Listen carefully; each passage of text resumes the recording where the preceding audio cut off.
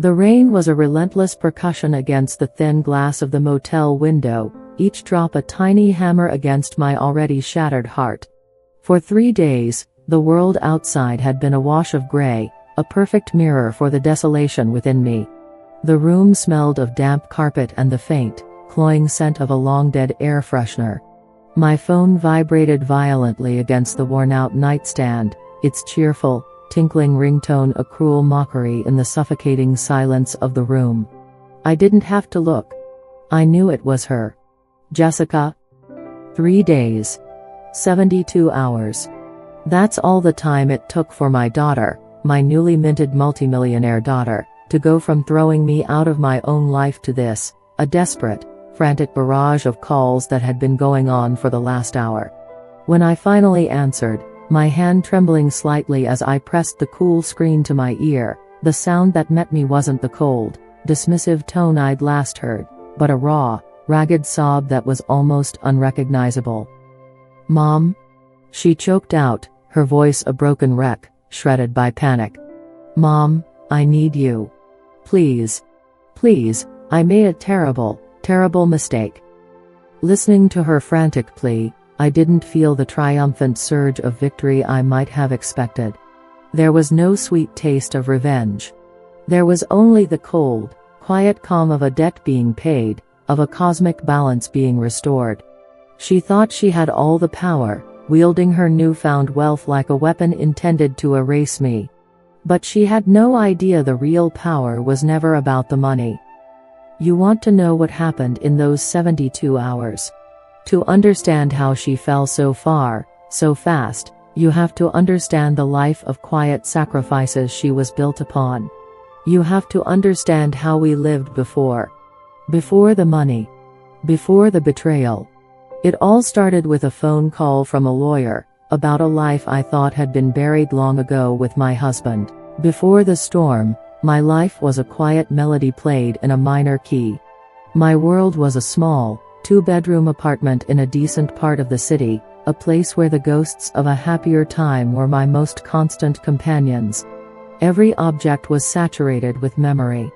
The faded armchair by the window, its fabric worn smooth over years of use, still held the faint imprint of my late husband, Robert's, shoulders. I could close my eyes and see him there, reading the evening paper, the light from the lamp casting a warm glow on his silvering hair. Our life had been modest, a tapestry woven with threads of careful budgeting and simple pleasures, but it had been rich in love. His sudden passing from a heart attack 10 years ago had ripped a hole in my universe, a hole I'd tried to patch with my all-consuming, and perhaps foolish, love for our only child, Jessica. My days were a gentle, predictable routine. I'd wake with the sun, the morning light filtering through the leaves of the geraniums that spilled over my balcony railings. I'd tend to my small container garden, my hands moving through the familiar motions of watering the tomato plants and pinching back the basil. This small act of nurturing was my anchor. The afternoons were for reading books from the library, the quiet turning of pages a peaceful counterpoint to the city's hum. But every moment, every simple task, was underpinned by a single, constant focus, waiting for a call or a text from Jessica. She was the sun around which my small, quiet planet revolved. She was a star, my Jessica. A bright, beautiful girl with a megawatt smile and ambitions that soared far beyond our humble means. I saw her father's spark in her, but where his spark was a warm, steady hearth that drew people in, hers was a wildfire, beautiful and dangerously untamed. She worked in marketing, a job that paid decently but could never support the lifestyle she felt she was owed, a lifestyle curated from the glossy images she consumed for hours on her phone. Her apartment, just a few miles away but a world apart from mine, was a constant source of financial strain, a stage for a life she hadn't yet earned. My retirement savings, the small pension Robert had left me, became a safety net she fell into with alarming regularity. It was a slow erosion, a death by 1,000 cuts, each one justified by my own love. It started with small things, covering her credit card bill when she overspent on a designer handbag because everyone at her office had one and she needed to project success. Then it was paying for a car repair she couldn't afford on a sleek, imported vehicle I thought was too extravagant in the first place. I'd try to gently chide her, to speak of budgets and rainy days. She'd wrap her arms around me, burying her head in my shoulder like she did when she was a little girl who'd skinned her knee, her expensive perfume filling my senses. "I know, Mom," she'd murmur, her voice muffled against my cardigan. "I'll be better. I just want to build a life you can be proud of. It's so competitive out there. You have to look the part." And like a fool, I'd melt. My own desire for her to succeed, to be happy, became the very tool she used to get her way. How could I deny her anything when she spoke of pride, the very thing I felt for her, even when I shouldn't have? Last Christmas was the breaking point, though I refused to see it then. She called me in a full-blown panic from her chic, overpriced apartment, her voice trembling. She'd made some bad choices, investing in a friend's sure-thing startup that had collapsed, leaving her with a mountain of debt that made my blood run cold. She was terrified, talking about ruined credit and legal letters. She needed a lifeline, she'd cried, a clean slate for the new year. To provide it, I did the unthinkable. The next day, I took the bus downtown to the small, private jeweler where Robert had been a customer for years. In my purse, nestled in a faded blue velvet pouch, was the last significant piece of him I owned, a sapphire necklace he'd bought for our 25th anniversary. I remember the night he gave it to me, at a small Italian restaurant we couldn't really afford. He'd been so nervous, his hands fumbling with the clasp. The stones were the exact color of his eyes, deep and full of a love that needed no words. It was more than a necklace, it was a promise, a memory made tangible. The jeweler, a kind old man named Mr. Abernathy who had known us for years, looked at me with deep pity in his eyes as I unwrapped it and placed it on the counter. The velvet felt cool against the polished glass. "Amelia," he said softly, his voice gentle, his gaze knowing. "Are you sure? I remember when Robert bought this. He saved for a year. He was so excited he could barely contain himself." "A mother does what she has to, Arthur," I whispered, my voice thick with unshed tears. The check he wrote felt impossibly light in my hands, a pittance in exchange for a universe of memories. When I gave Jessica the check, she hugged me with a breathless, desperate relief that felt almost genuine. "You saved me, Mom," she whispered into my hair. "You always save me. I'll make it up to you, I promise." The gratitude felt real, and for a moment, I allowed myself to believe it was. I convinced myself that this was the big lesson, the wake-up call she needed to finally grow up. 2 days later, scrolling through my phone to see if she'd posted any pictures of her new, debt-free start, I saw it. A photo of her and a group of impeccably dressed friends at a rooftop bar, the city lights glittering behind them like scattered diamonds. She was holding a glass of champagne, a triumphant, carefree smile on her face. Her caption read, "To new beginnings and leaving the past behind. Onwards and upwards. #unstoppable #financial freedom." My breath caught in my chest. There was no mention of my sacrifice. No hint of the cost. The photo wasn't about gratitude, it was about victory. My function was not to be loved, but to be a resource, an emergency fund to be tapped and then forgotten. I closed the app, a familiar, deep ache settling in my chest. I told myself it was for the best. I told myself that a mother's love is meant to be a one-way street of giving, a quiet, thankless martyrdom. I chose to live in this state of peaceful, willful ignorance, because the alternative, admitting my daughter was a selfish, entitled woman who saw my love as a commodity, was a truth too painful to bear. That fragile peace was all I had left. That fragile peace was shattered on a Tuesday morning. The call came from a law firm I hadn't heard from in a decade, the firm that had handled Robert's modest estate. A junior partner, a young man with a crisp, dry voice that held no warmth, explained that a safety deposit box, long forgotten in the bank's archives, had been discovered during an internal audit. It was registered to my late husband. It contained, he said, what appeared to be a final will and testament, superseding the one on file. We were to come to his office on Thursday for a formal reading. A tremor of unease went through me. Robert was a meticulous man. He planned everything, from our vacations to our retirement. Forgetting something so vital was not in his character. A cold dread, formless and unsettling, began to creep into the edges of my quiet life. My first call, naturally, was to Jessica. "A will? From Dad?" she asked, her voice distracted. I could hear the clicking of a keyboard in the background. "That's weird. Are you sure they're not just trying to charge you for some old paperwork, Mom? These firms are always looking for billable hours." His name was on the box, Jessica. "Mr. Gable is the senior partner. He was your father's friend." Right, the old guy," she said, her interest piqued slightly. "Well, I guess I can clear my afternoon. Probably just some old bonds or something. Don't get your hopes up." I hadn't had any hopes. All I had was a growing sense of foreboding, a feeling that a door to the past was about to open, and I wasn't sure I was ready for what was on the other side.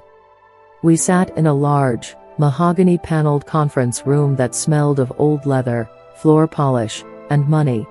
The air was heavy with anticipation, thick and hard to breathe. I felt small and out of place in my simple floral dress, my worn leather handbag clutched in my lap like a shield. I could feel the silent judgment of the room, of the portraits of stern-faced men on the walls.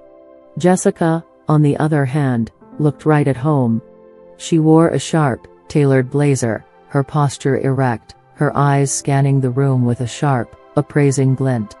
She belonged here, in this world of quiet power and hidden wealth. Mr. Gable, a stern-looking man in his late 60s, a contemporary of Robert's, entered the room. He gave me a brief, sympathetic nod before clearing his throat, the sound echoing in the stillness.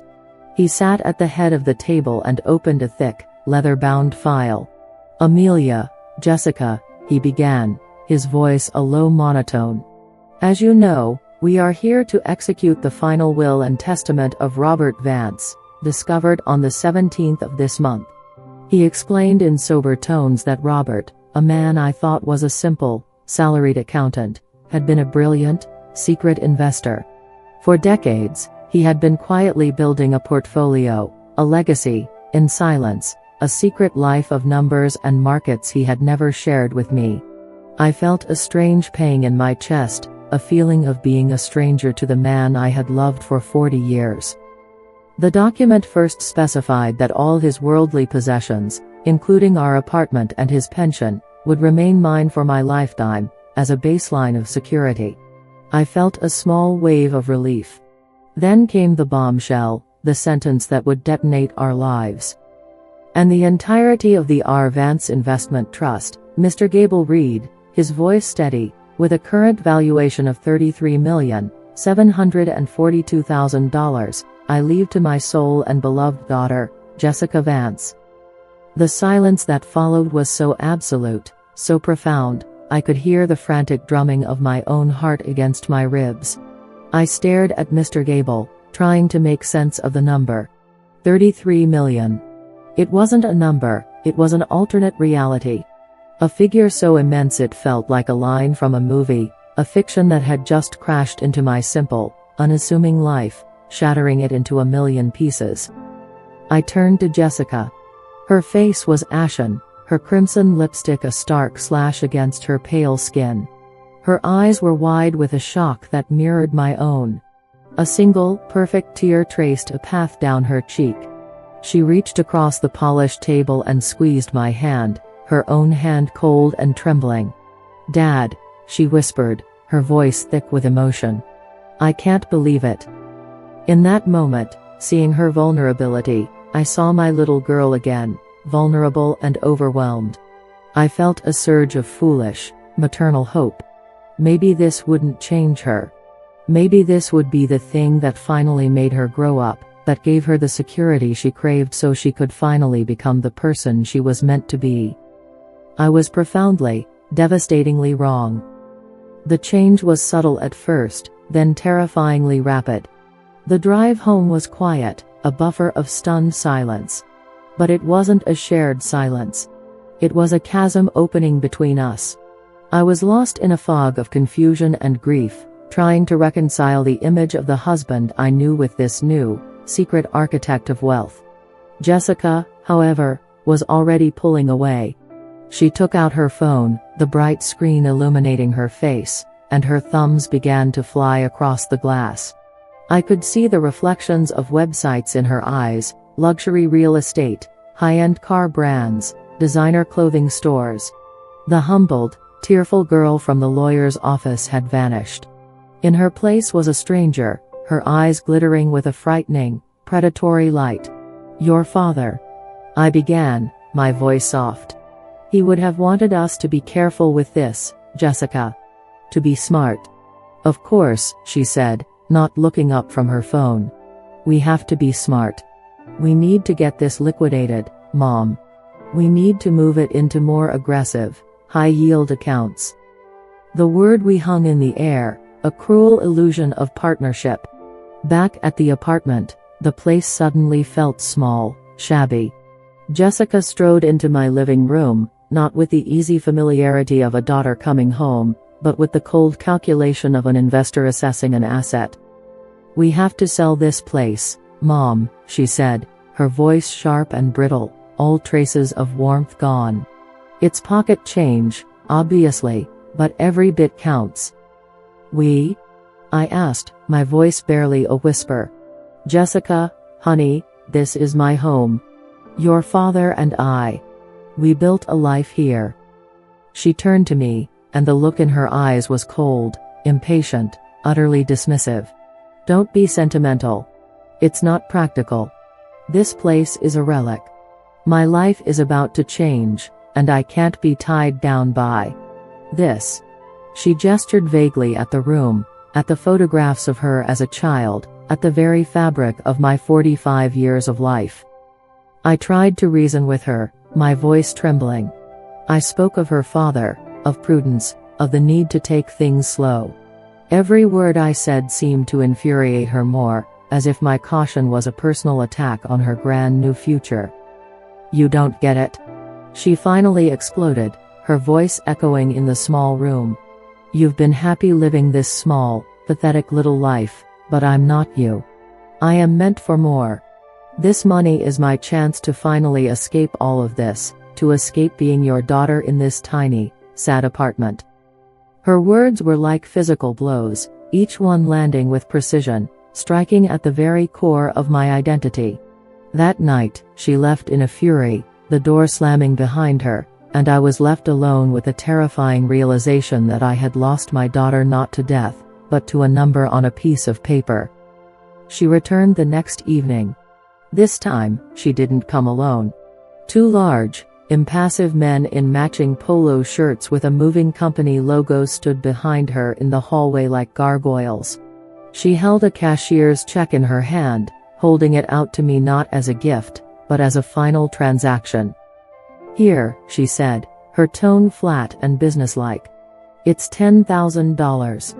That should be enough for you to find a new place. A smaller place.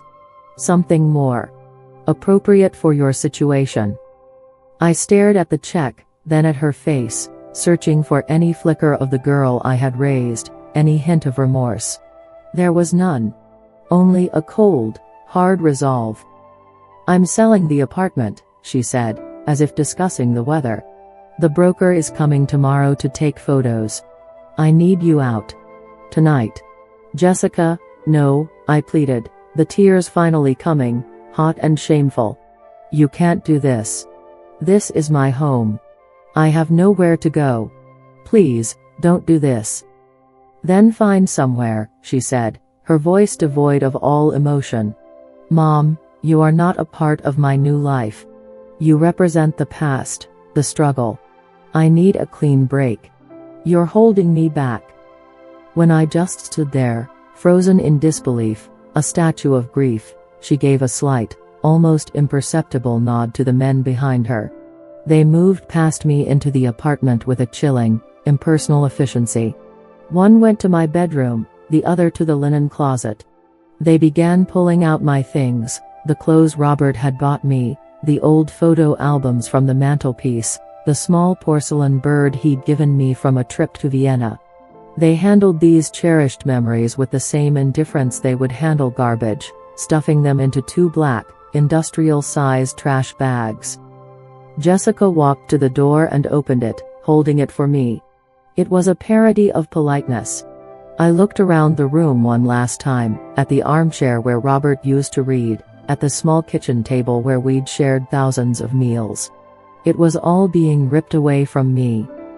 As I walked past her into the hallway, a shell of a woman, she placed the check into my numb hand and pulled the door closed. The final, definitive click of the lock echoed in the hallway. It was the sound of my life ending. She had thrown me out. Her own mother. For money. I stood alone in the dimly lit corridor, the 2 trash bags of my life at my feet, a complete and utter stranger to the woman who had just locked me out. I ended up in a place I'd only ever seen in sad movies, a place that felt like the last stop before the end of the world. The taxi driver, a silent man who hadn't met my eye in the rearview mirror once during the entire ride, pulled up to the curb of the Starlight Motor Inn. The neon sign was a sickly pink, flickering erratically in the relentless rain. The V in vacancy had burned out long ago, so it just blinked a desperate, stuttering promise of vacancy into the rainy night. I paid the driver with one of the crisp $50 bills from the check Jessica had given me. The money felt dirty in my hand, like blood money. The night clerk, a gaunt young man with tired eyes, barely looked up from his crossword puzzle as I slid my payment across the worn laminate counter. He took my money and pushed a key attached to a large plastic fob toward me. Room 107. There was no welcome, no kindness. I was just another piece of late-night transient sorrow, and he had seen it all before. The room smelled of stale cigarettes, damp carpet, and a desperate, cloying attempt at disinfectant that failed to mask the scent of decay beneath. The wallpaper, a once cheerful pattern of faded yellow flowers, was peeling in damp, curling sheets, revealing ugly brown water stains on the wall beneath. A single, dim lamp on the nightstand cast long, distorted shadows, making the small room feel both cavernous and claustrophobic. The single bed sagged in the middle like a tired sigh, covered in a thin, starchy bedspread that felt rough against my skin. I placed the 2 black trash bags of my life on the floor by the door. They slumped against each other, a pathetic monument to my existence. Then, I sank onto that bed, the springs groaning in protest. This was it. This was what a lifetime of love and sacrifice had earned me. Room 107 at the Starlight Motor Inn. The next 2 days were a descent into a kind of hell I had never known. The hours bled into one another, a monotonous gray blur of grief. It wasn't just the loss of my home that broke me, it was the utter annihilation of my purpose. My entire identity had been wrapped up in being a wife and a mother. Robert was gone. And now, Jessica had made it chillingly clear that she was gone, too. I had been erased. I was a loose thread, snipped from the tapestry of my own life. Who was I, if not Robert's wife and Jessica's mother? The question echoed in the empty room, and there was no answer. I'd stare at the ceiling for hours, the water-stained plaster a landscape of my sorrow, replaying every moment of Jessica's life in my head. I saw her first steps across our living room floor, her chubby arms outstretched for balance, her face a mask of fierce concentration. I saw myself kissing her scraped knees better after she fell off her first bicycle, the metallic taste of her blood mixed with the salt of her tears. I saw myself at her parent-teacher conferences, my heart swelling with pride as her teacher praised her intelligence and creativity. I saw all the sacrifices, big and small, the missed vacations so we could afford her summer camp, the second-hand clothes I wore so she could have the latest trends, the sapphire necklace, all of it given so gladly, believing they were investments in our shared future. It all felt like a lie now, a cruel joke I had played on myself. Had she ever truly loved me, or had she only loved what I could do for her? The question was a form of torture, circling endlessly in my mind, each rotation peeling back another layer of my self-worth. I was a utility, a function, and my purpose had been served. During the day, a paralyzing lethargy kept me pinned to the bed. The thought of leaving the room, of facing the world as a homeless, discarded old woman, was too much to bear. The hunger in my stomach was a dull, distant ache, easily ignored. It was nothing compared to the gnawing emptiness in my soul. At night, the loneliness became a physical weight, pressing down on my chest until I could barely breathe. The thin walls did nothing to block out the sounds of the highway outside, the endless roar of trucks and cars filled with people going somewhere, home to their families, off on adventures, living their lives, while I was going nowhere, a ghost trapped in a purgatorial box. On the second night, the silence in the room became too loud, too accusatory. I pulled out my phone, my fingers trembling as I scrolled through the photos, a masochistic journey into a life that was no longer mine. There she was, a chubby-cheeked toddler laughing in a field of daisies. There she was in her graduation cap and gown, her arm thrown around my shoulder, both of us beaming with a shared, uncomplicated joy. In that photo, I saw the daughter I loved, the daughter I thought I knew. Where did she go? When did the rot of entitlement set in? Was I so blind that I had missed it all? A desperate, primal need to hear her voice, to make her understand the depth of the wound she had inflicted, overwhelmed me. Maybe if she heard my pain, something would break through the wall of greed that had encased her heart. I hit call. The phone rang and rang, each tone a fresh stab of hope followed by the certainty of rejection. It rang 8 times, an eternity. Finally, it clicked over to her new, cheerful, professional voicemail. "Hi, you've reached Jessica. I can't take your call right now, I'm busy building my new life." That cheerful, pre-recorded message was a dagger to the heart. A clean break. Building her new life. The words echoed in my head. She wasn't just moving on, she was constructing a future on the rubble of mine.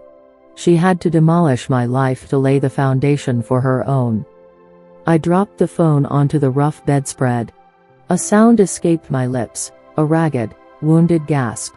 I curled into a ball on that lumpy mattress, the thin blanket pulled up to my chin, and the sobs I'd been holding back finally broke free. They were not loud, dramatic cries, but the silent, body-racking sobs of absolute and total despair. The kind of crying that makes your ribs ache and leaves you hollowed out and empty. I had failed.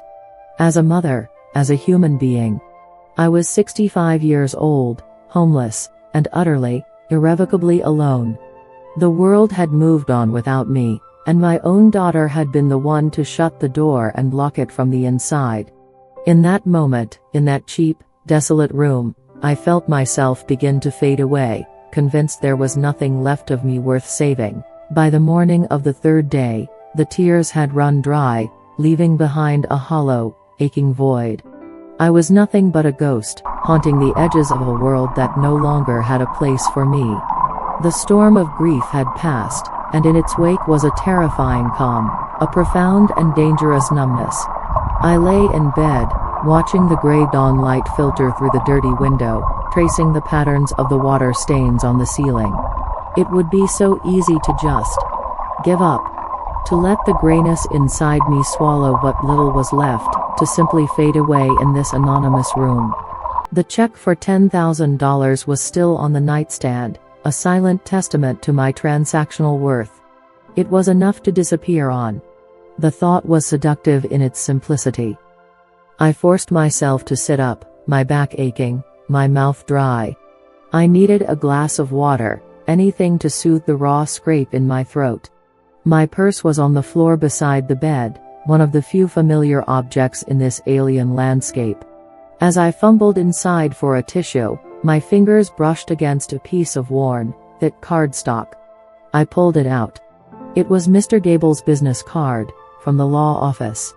I had tucked it away without thinking, a forgotten artifact from a world that had imploded just 2 days ago, a world of mahogany tables and legal documents that now seemed like a distant dream.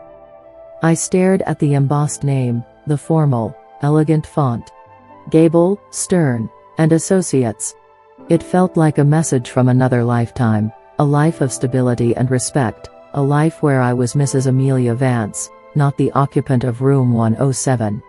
A thought flickered in the darkness of my mind. It wasn't a plan. It wasn't even hope. It was just a question.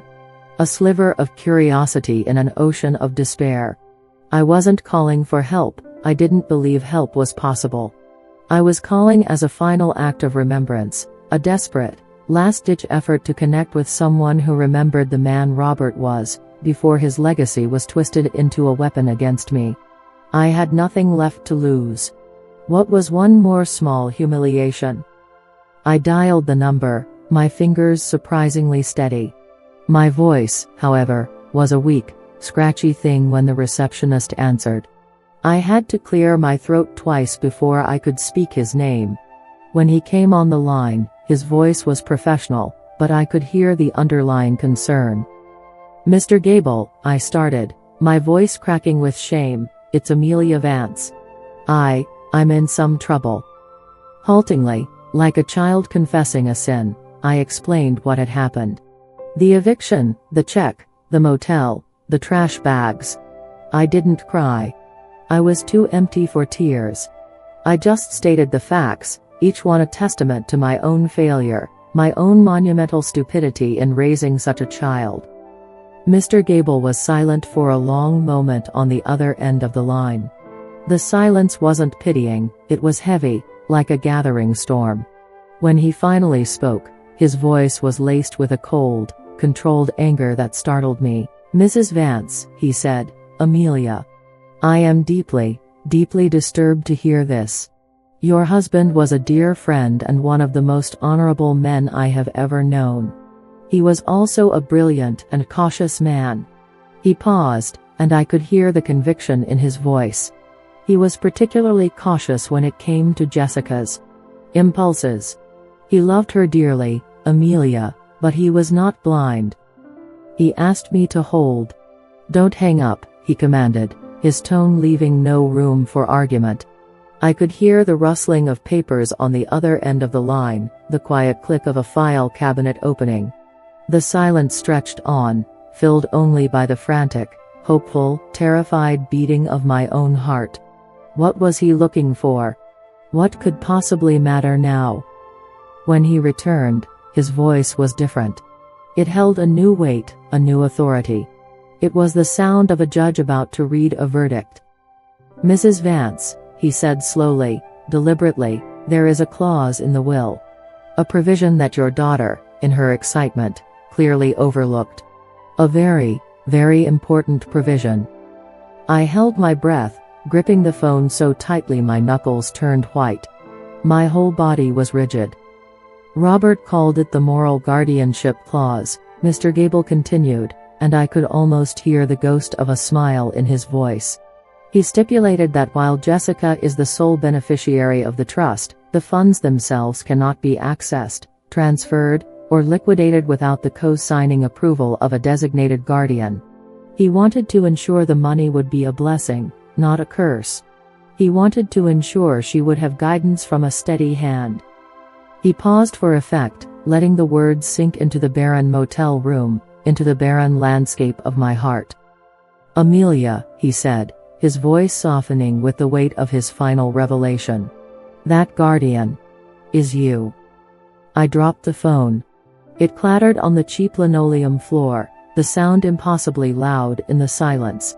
I stared at the peeling wallpaper, at the stained carpet, at the 2 black trash bags that held the pathetic remains of my life.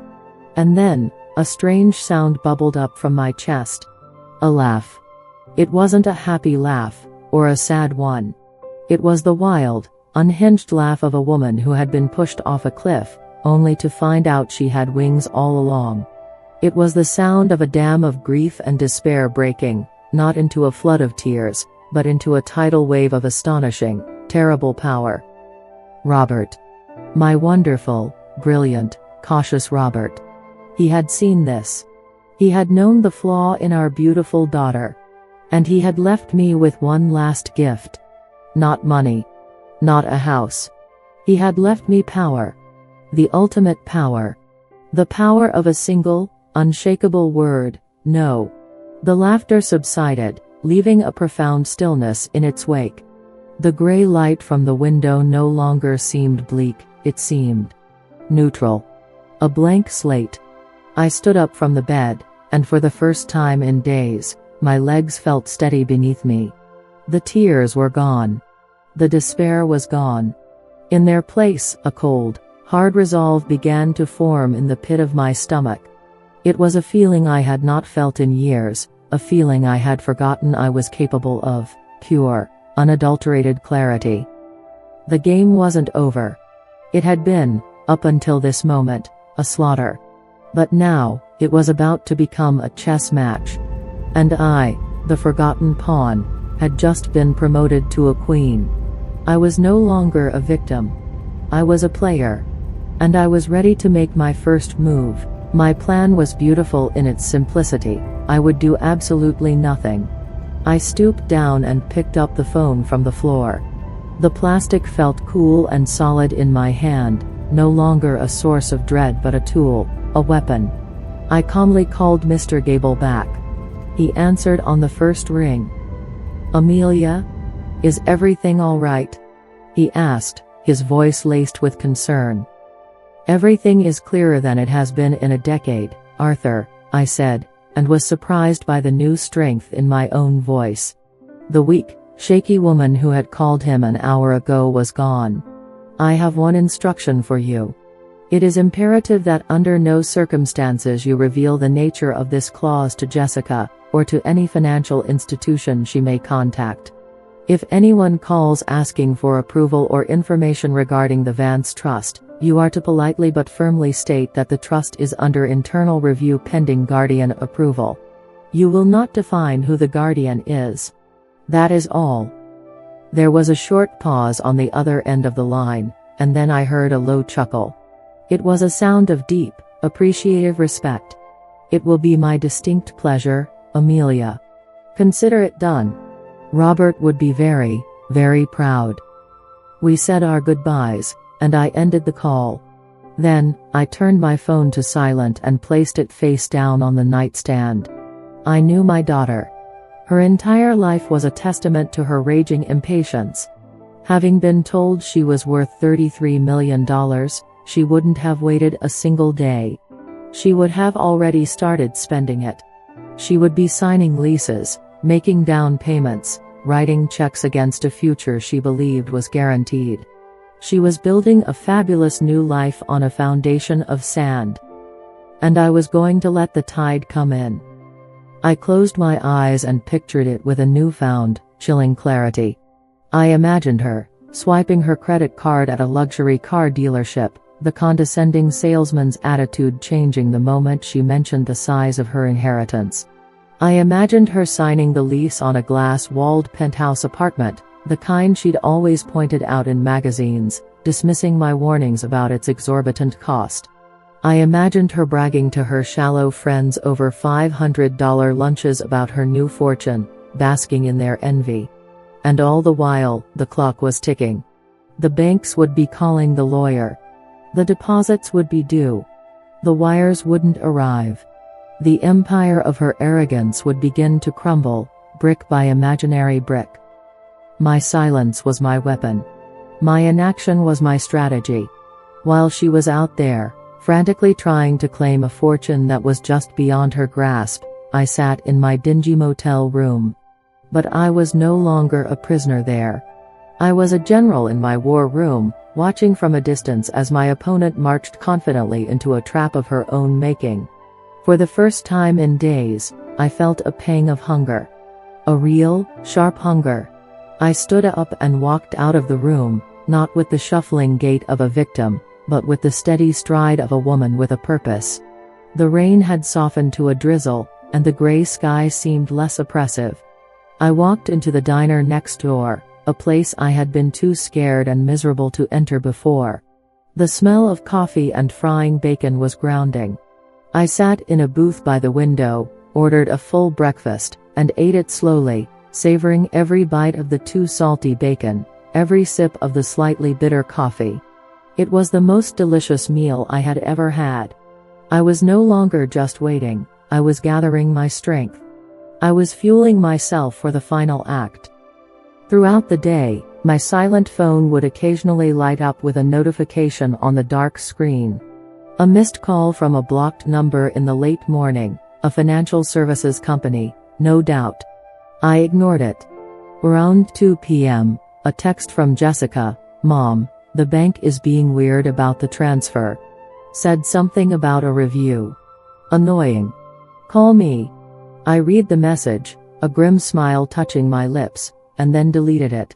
Her calm, businesslike tone, punctuated by that single word, annoying, was a clear sign that she hadn't hit the wall yet. She just thought it was a bureaucratic delay. The real panic hadn't set in. The calls became more frequent, more frantic, one after another in the late afternoon. 4:15 p.m. 4:30 p.m. 4:52 p.m. The dam was breaking. Finally, as the sun began to set, painting the gray sky with streaks of bruised orange and purple, she called one last time. This time, I let it ring 3 times, a small eternity. I took a slow, deep, steadying breath, picturing her standing on a busy street, her perfect world dissolving around her. Then, I answered. The panicked, sobbing voice on the other end of the line was the sound of a world collapsing. It was the hook, the moment this story truly began, the culmination of a trap set by a dead man and sprung by a forgotten woman. "Mom, I don't understand," Jessica cried, her words tumbling over each other in a frantic, incoherent rush. "The bank. They said the funds are locked. There's some kind of hold, some legal thing. The down payment for the penthouse is due tomorrow, Mom. $100,000. I'll lose the deposit. The car dealership is threatening to sue me for fraud because the check I wrote bounced. They're going to ruin me. Mom, you have to help me." I let her frantic explanation wash over me, a storm of her own making. I remained silent, letting her panic fill the space between us, a stark contrast to my own measured calm. I pictured her standing on a busy street, her perfect world dissolving into chaos around her, the beautiful illusion of wealth evaporating under the harsh light of reality. The lawyer. Mr. Gable. He wouldn't tell me anything. She finally stammered, her voice dropping to a desperate whisper. He just kept saying it was under review. Finally, his assistant, a young woman who looked like she felt sorry for me, told me I should talk to you. She said, "You have to sign something. Please, Mom. Whatever it is, you have to sign it. I'll do anything. I'll give you whatever you want." The offer of money, after she had left me with a pittance to disappear, was the final, perfect irony. "Where are you?" I asked, my voice calm and even, a placid lake in the middle of her hurricane. I'm outside the bank. It's closed. Where are you?" "I don't care where it is, I'll come to you right now. I'll get a taxi." I gave her the address of the Starlight Motor Inn. I could hear her sharp intake of breath on the other end of the line, a small sound of confusion and disgust. "The Starlight? On the interstate?" she asked, her voice dripping with disbelief. "Room 107, I said, and hung up the phone. An hour later, there was a frantic, desperate knock on my door. I took a deep breath, smoothed down my simple blouse, and opened it. There she stood, a portrait of wealth in ruins. Her expensive silk blouse was wrinkled and damp from the rain, her perfect hair was disheveled, and her mascara had run, leaving black streaks down her pale cheeks. She looked at the shabby room behind me, her eyes wide with a horrified disbelief, as if she were looking into a cage at the zoo. "Mom, what is this place?" she whispered, her voice a mixture of disgust and fear. "This is where I live now," I said simply, stepping aside to let her in. "Thanks to you." She had the decency to look ashamed, her eyes darting around the small, bleak space before landing on the 2 black trash bags in the corner. Her gaze lingered on them, and for the first time, a flicker of true understanding seemed to cross her face. She saw her work, quantified in 2 bags of garbage. She rushed forward, her composure finally breaking completely, and grabbed my hands. Her own were freezing cold, trembling. "Mom, I'm so sorry," she sobbed, her words genuine for the first time, but born of desperation, not remorse. I was crazy. A monster. The money, it went to my head. I wasn't thinking. But we can fix this. We can go back to how things were. You can move back in, I'll tear up the sale agreement. We can get you a beautiful new place. Just sign the papers. Please. I'm begging you." She pulled a crumpled document from her expensive leather purse, the approval form from the trust. She held it out to me like a religious offering, a passport back to the life she had already started living in her head. I looked from the paper to her desperate, pleading face. And for the first time, I didn't see the monster who had thrown me out. I didn't see the millionaire. I saw a scared, foolish little girl who had broken her most valuable toy and now wanted her mother to fix it. The old me, the doormat, the woman who had sold her soul for a scrap of this girl's affection, would have signed it in a heartbeat, just to soothe her pain, to make everything okay again. But that woman was dead. She had died on the cold floor of a hallway 3 nights ago. I shook my head slowly, deliberately. "No," I said. The word was quiet, but it landed in the small room with the force of a thunderclap. Her face fell. The desperation turned to disbelief, then to a flicker of her old, familiar anger. "No." "What do you mean, no? You have to. It's my inheritance. It's my money." "Is it?" I countered, my voice dangerously soft. "Your father didn't leave you money, Jessica. He left you a test. A test of character, of wisdom, of love. And you have failed, spectacularly." "That's not fair," she cried, her voice rising, becoming shrill. "You're just trying to punish me." "Punish you?" I let out a short, humorless laugh. "Jessica, you are living in a world of consequences you created entirely on your own. I am simply declining to rescue you from them." She tried a different tactic, her tears starting anew. "But what about all you've done for me? The sacrifices? You sold Dad's necklace for me. You did that because you love me. Don't you love me anymore?" The mention of the necklace was a mistake. It solidified the ice in my veins. "I sold that necklace because I loved the little girl I thought you were," I said, my voice hardening. "I did it to save you from a mistake. I thought it would teach you something. Instead, you celebrated it on social media as financial freedom. You took the memory of your father, a memory I sold to give you a future, and you turned it into a caption for a champagne toast. You don't get to use my love as a weapon against me anymore, Jessica. That is over." She stared at me, speechless. She had run out of tactics. The pleading, the anger, the guilt, none of it worked. The old buttons she used to push no longer had any effect. She finally sank onto the edge of the lumpy bed, her shoulders slumped in utter defeat. "What am I going to do?" she whispered to the stained carpet. "I'm going to lose everything." You are going to call the real estate broker and forfeit your deposit, I said, my voice calm and clear, like a doctor giving a diagnosis. You are going to call the car dealership and beg them not to press charges. You are going to start facing the music for the life you tried to build before you could afford it. You are going to learn what it means to be responsible for your own actions. She looked up at me, the full weight of her situation finally crashing down on her. The penthouse, the cars, the adulation of her friends, it was all an illusion, and she had just woken up. The power, the control, was not in her hands. It was in mine. She wasn't my daughter the millionaire. She was just a girl who was deeply, deeply in debt.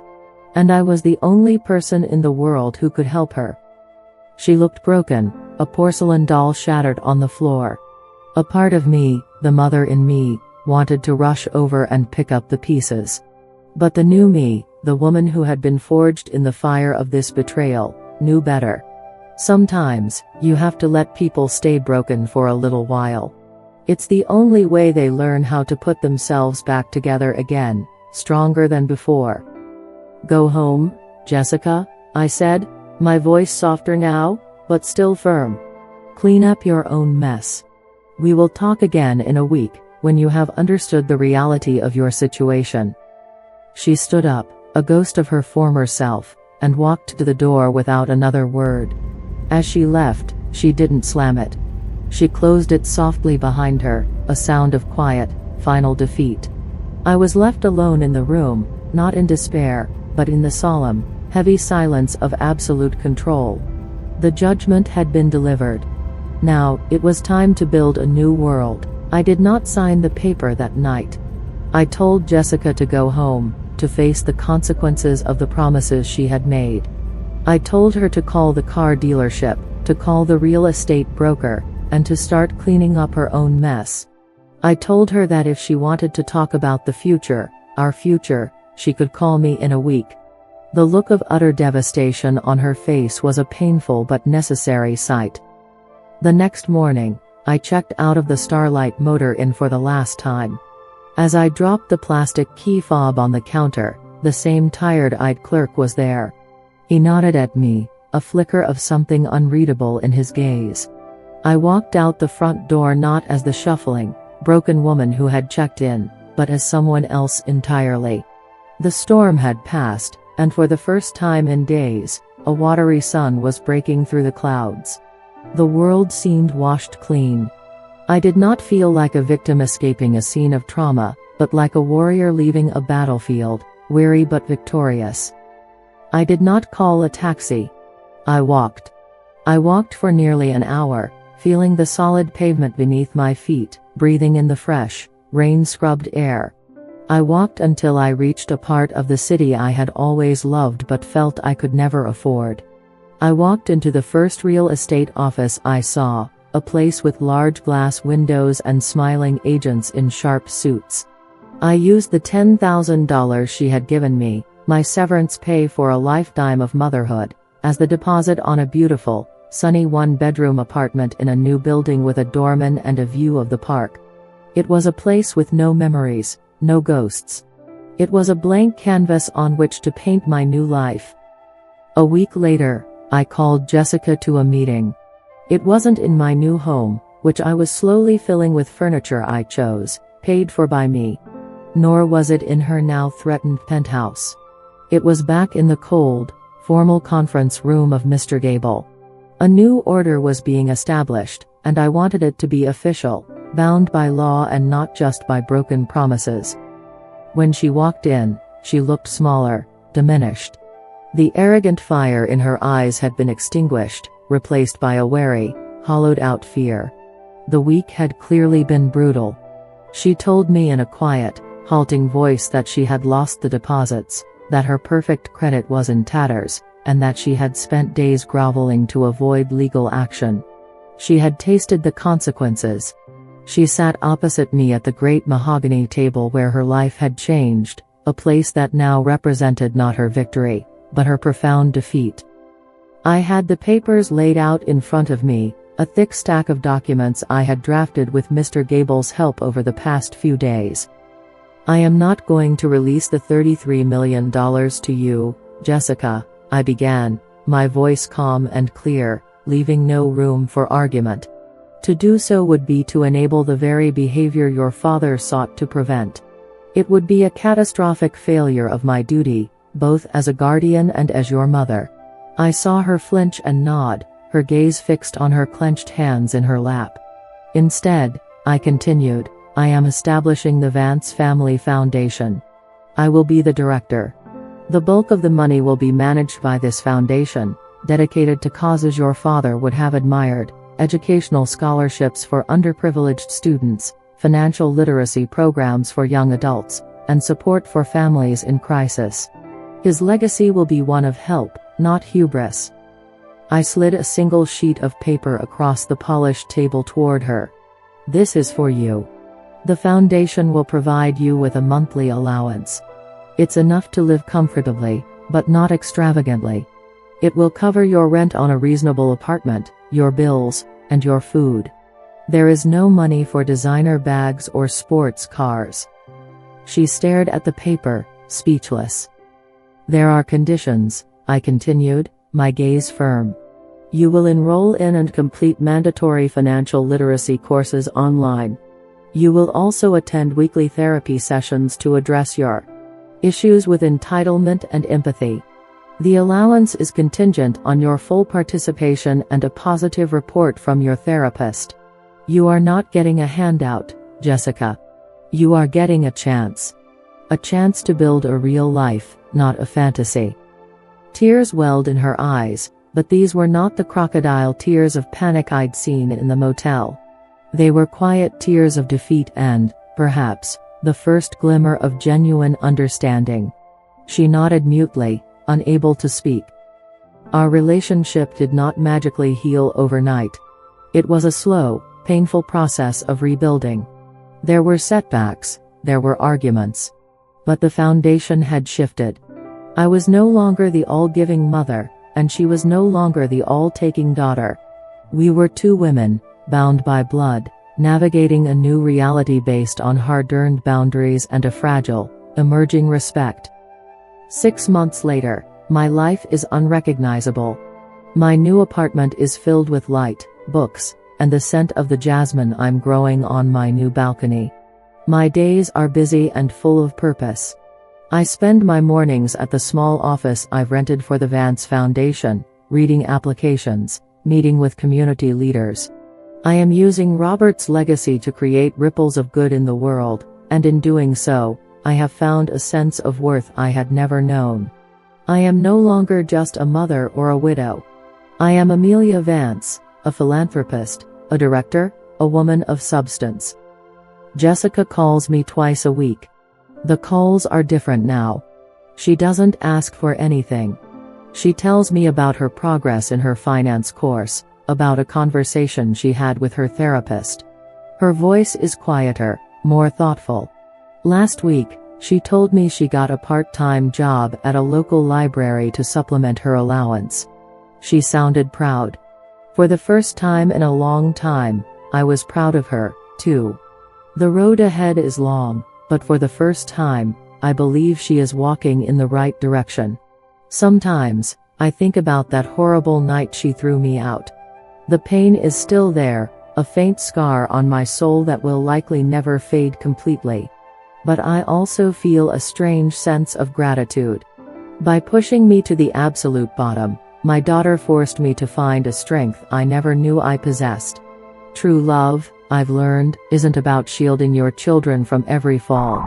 Sometimes, it's about letting them hit the ground, and then teaching them, on your own terms, how to get back up.